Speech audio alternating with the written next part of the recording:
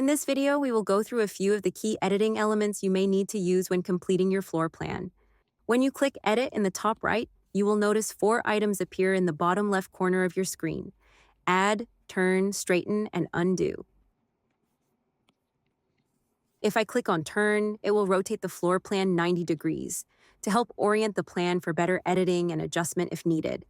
Then I can click Undo to revert the last action I made. In this case, it simply turns the plan back to its original orientation.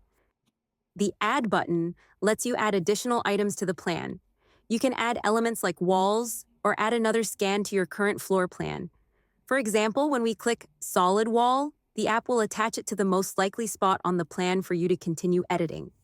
As you can see, you can also add walls and other elements by simply tapping on the canvas, which acts like the Add button below. Finally, we have the Straighten button. This auto-aligns and snaps the walls straight, as you can see in this example, so make sure you use it whenever you are editing a plan.